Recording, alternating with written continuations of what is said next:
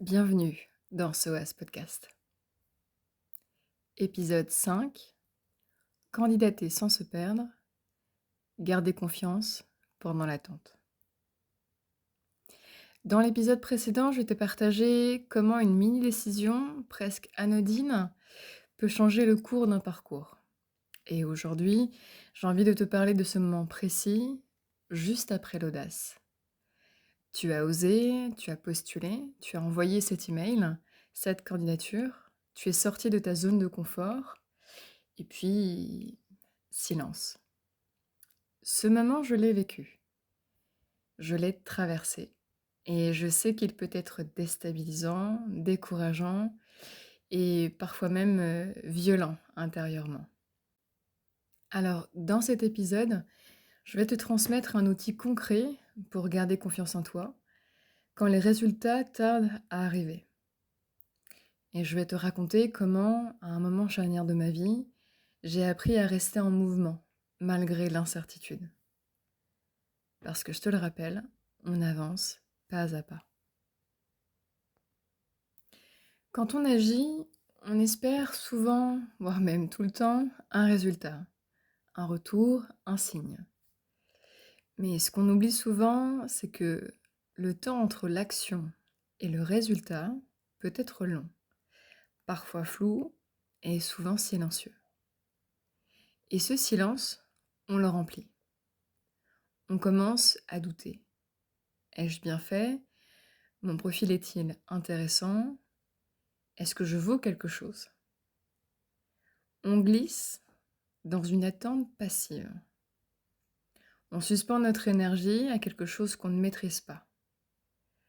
Mais je veux te proposer autre chose. Et si l'attente devenait un moment actif?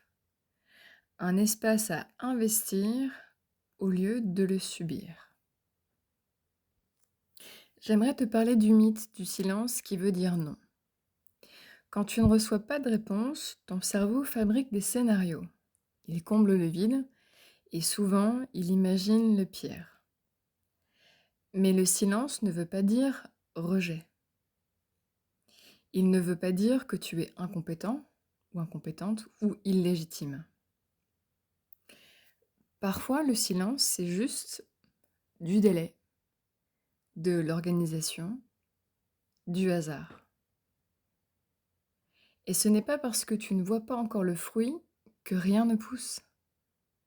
Tu dois connaître certainement cet adage, mais tu ne tires pas sur une graine pour qu'elle puisse pousser plus vite.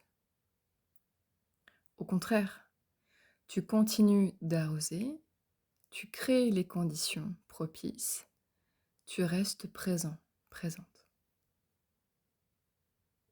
Aujourd'hui, j'aimerais te partager un outil, la stratégie des 3 cercles. C'est un outil que je transmets souvent et qui m'a beaucoup aidée, moi-même. C'est une manière simple de rediriger ton énergie là où elle peut vraiment faire une différence. Tu prends simplement un papier, un crayon, un stylo, peu importe, et tu crées un premier cercle, celui qui va s'appeler ce que tu contrôles. À l'intérieur, tu vas y mettre la qualité de tes candidatures, ton état d'esprit, ton niveau de clarté sur ce que tu veux, les relances, les suivis, l'organisation de ton temps. C'est ici que tu es la plus puissante, le plus puissant. C'est ici que tu peux cultiver ton sentiment d'efficacité. Puis tu traces un deuxième cercle, ce que tu peux influencer, c'est la manière dont on va le nommer. Ton réseau, donc les rencontres que tu réalises, à qui tu parles, ta visibilité. Est-ce que tu as un LinkedIn, les salons, les forums, les rencontres, etc. Et toutes les connexions que tu crées petit à petit.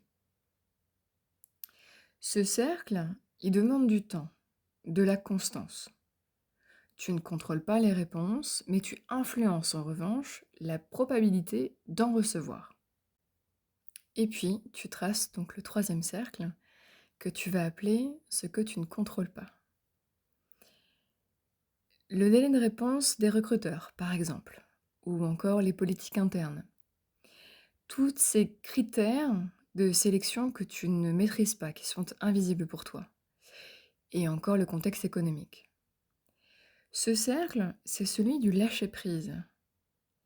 Et plus tu t'y accroches, plus tu t'épuises. Il faut apprendre à le respecter sans s'y perdre. Comme tu peux le comprendre, l'astuce, c'est de revenir toujours au cercle numéro un, celui qu'on a appelé ce que je contrôle, ce que tu contrôles. C'est là que tu restes vivant, vivante, aligné, actif, active. Alors, je t'encourage à écouter l'épisode 3 si tu ne l'as pas encore fait, mais dans l'épisode précédent, je te racontais comment j'avais osé postuler de manière spontanée à un cabinet en Bretagne, suite à une rencontre fortuite dans un blablacar. Mais voilà la suite. Je n'ai pas attendu leur réponse pour vivre ma vie. Lorsque j'ai décidé d'emménager sur Rennes, c'était une décision que j'avais prise pour moi, juste pour moi. Et une fois sur place, je me suis mise en action. J'ai balayé toutes les structures de la ville et aux alentours qui pouvaient correspondre à mon profil. Les cabinets RH, les structures d'insertion et tout ce qui était autour de l'accompagnement de carrière. Et si j'ai pu le faire, c'est parce que j'avais appris à me connaître. Je connaissais mes compétences, mon énergie, ma valeur.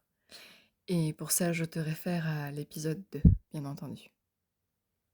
Alors oui, le cabinet de Blablacar a fini par me rappeler, mais en attendant, j'étais déjà en mouvement. Et c'est ça qui m'a protégée en quelque sorte. C'est ça qui m'a permis de ne pas douter, et de ne pas douter de tout.